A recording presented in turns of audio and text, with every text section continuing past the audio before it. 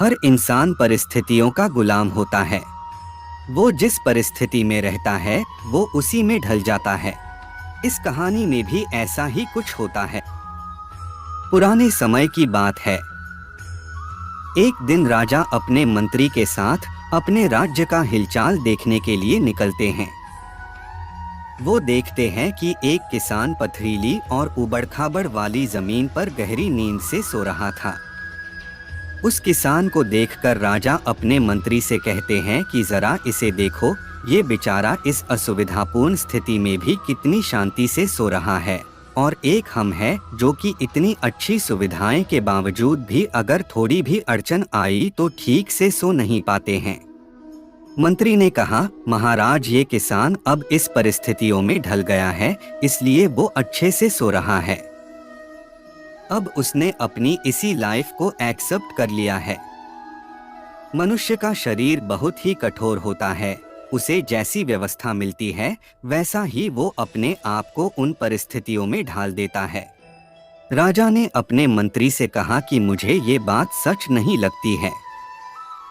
राजा ने कहा कि हमें इसकी परीक्षा लेनी होगी।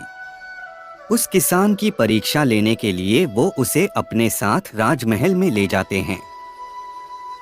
यहाँ पर राजमहल में उसके लिए हर तरह की सुख सुविधा की व्यवस्था की जाती है। उस किसान को बहुत ही अच्छा नरम बिस्तर सोने के लिए देते हैं।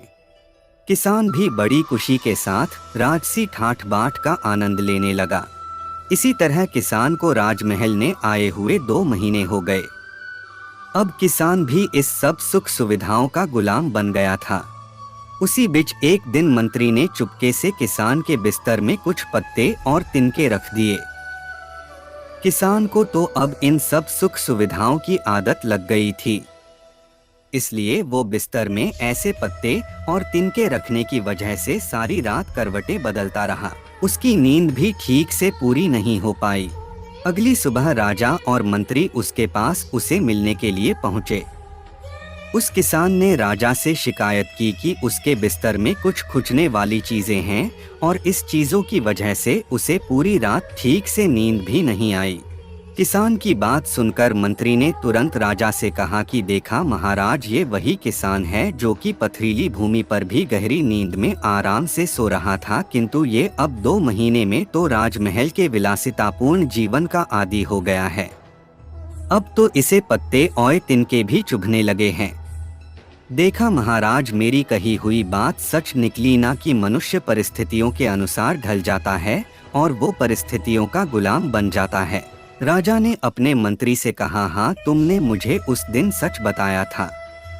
इंसान वाकई परिस्थितियों का गुलाम होता है। मैं सभी को बताना चाहता हूँ कि इस तरह की कहानियों को सुनने के लिए हमारे चैनल को सब्सक्राइब करें और बेल आइकन को ऑन रखें।